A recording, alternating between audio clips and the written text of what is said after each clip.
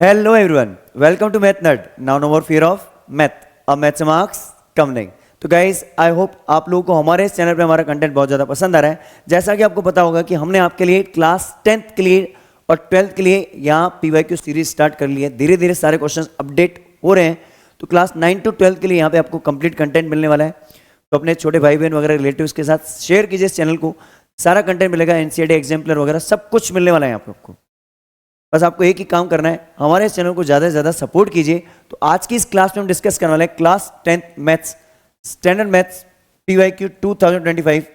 Topic है हमारा chapter 14 probability. और वेटेज की बात करूँ तो 2 मार्क्स का क्वेश्चन पूछा गया था, right.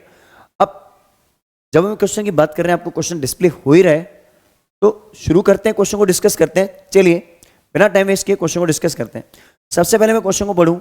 The probability of guessing the correct answer of a certain question is x by 12. तो जो चीज दे रखी है उसको लिखे. Probability of guessing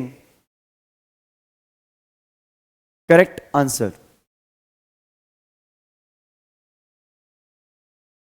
क्या दे रखी है? x by 12. अब देखो ये स्टेटमेंट बहुत बड़ी बात हो गई, तो मैं इसको ऐसा शॉर्ट फॉर्म में लिख दूं. Probability of getting the correct answer is x by 12.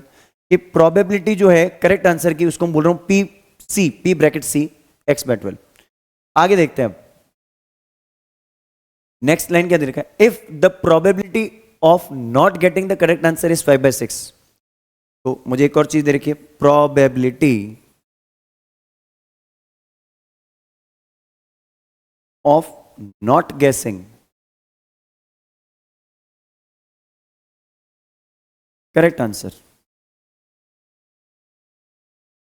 Correct answer नहीं आ रहा है, उसकी प्रोबेबिलिटी इज 5 by 6. अगर probability of getting correct answer आपको बोला था मैंने, याद होगा, आपने पढ़ा भी होगा, किसी इवेंट की प्रोबेबिलिटी होने की हम बोलते हैं PE.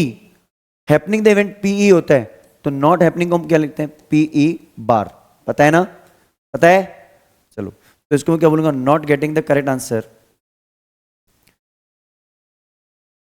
यहां तो मैं लिख दूं बार. अगर किसी चीज के होने की प्रोबेबिलिटी PC है तो नहीं होने की PC बार हो जाएगी. ठीक है. अब हमने एक चीज और पढ़ी थी, किसी भी इवेंट के होने की और नहीं होने की प्रोबेबिलिटी का जो सम होता है दैट इज कॉल्ड 1. ये चीज पता है? तो हम इसको यहां लिखेंगे एज वी नो करके लिखेंगे और सॉल्यूशन लिख देंगे. एज वी नो, कि जैसा मुझे पता है कि किसी इवेंट के होने की और नहीं होने की प्रोबेबिलिटी का sum, probability of happening the event and not happening the event is always 1. उससे क्वेश्चन सॉल्व हो जाएगा. चलो इसको अब हम सॉल्व करते हैं. यहां पे इसी कॉन्सेप्ट से मैं क्या कर दूंगा, इस PE की जगह मैं PC लिख दूंगा. तो PC प्लस PC बार, करेक्ट आंसर गैस करना और करेक्ट आंसर गैस नहीं करना, दोनों की प्रोबेबिलिटी का सम जो होगा वो होगा 1, राइट. अब इसको मैं लिख दूं x by 12 plus 5 by 6 equal to 1. आप चाहो तो पहले एलसीएम लेके फिर क्रॉस मल्टीप्लाई वगैरह कर दो, वो कर सकते हो, बट मैं 5 by 6 को उधर भेज देता हूं. Better option. x by 12 equal to 1 minus 5 by 6. अब इधर एलसीएम ले लेता हूं मैं. ठीक है. तो x बाय 12 इक्वल टू 6 हो गया LCM, 6 minus 5. x by 12 equal to 1 by 6. यहां से मैं तो थोड़ा सा इधर की तरफ इसको मिनिमाइज करने की कोशिश करता हूं, थोड़ा सा हम लिख पाएंगे अच्छे से उसको, राइट. चलो अब मैंने देखा यहां पे कि ये हो गया x by 12 equal to 1 by 6. Cross multiply कर दें. 6x equal to 12, x equal to 12 by 6, x equal to 2. तो x की वैल्यू क्या हो गई? 2 हो गई. बात समझ आ गई? क्लियर है कॉन्सेप्ट? कोई इसमें डाउट हो तो आप अपनी क्वेरी रेज कर सकते हैं. समझ में आई बात? आप चाहते तो 12 को डायरेक्ट उधर भी भेज सकते थे, क्रॉस मल्टीप्लाई नहीं करते, मतलब डिवाइड में तो उधर जाके मल्टीप्लाई में चला जाएगा, वो भी कर सकते हो आप, there is no problem. But कई बच्चे क्या बोलते हैं, सर क्रॉस मल्टीप्लाई करके ही बताओ आप, तो इसलिए आपको ये तरीका बताया गया. तो क्या करना है, जल्दी से इसका स्क्रीनशॉट ले लीजिए।